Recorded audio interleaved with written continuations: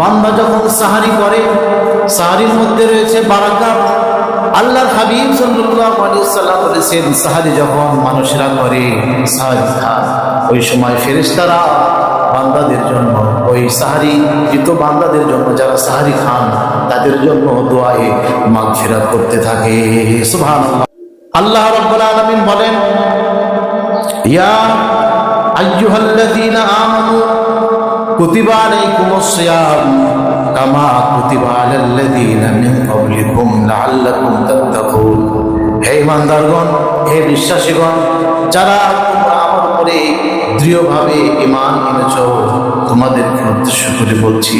আল্লাহ কত দরদ দিয়ে বলছে, হে ঈমানদারগণ, হে আমার আপন বান্দারা, যারা তোমরা আমাকে বিশ্বাস করো, ঈমান এনেছ, আমি তোমাদের উপরে সিয়াম সাধনা দিয়েছি।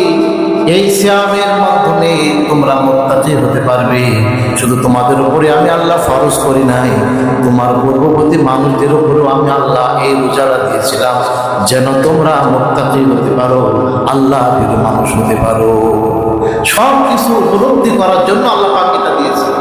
খোদার যন্ত্রণা সেই ভোর রাতে আমরা খেয়েছি, সারাদিন শত পিপাসা লাগলে পারো, খোদা লাগলেও আমরা খানার কাছে যাই। কি ভালোবাসা আল্লাহর প্রতি বান্দা! আরে আল্লাহ তো এটাই চান, আমার বান্দা আমার মহব্বতে আমাকে ভালোবেসে সে না খেয়ে থাকবে, তার অর্ডার, তার মালিকের অর্ডার। বান্দা যখন সাহারি করে, সাহারির মধ্যে রয়েছে বারাকাত।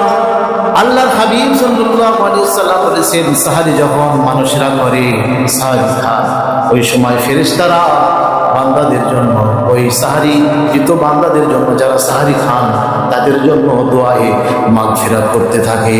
সুবহানাল্লাহ।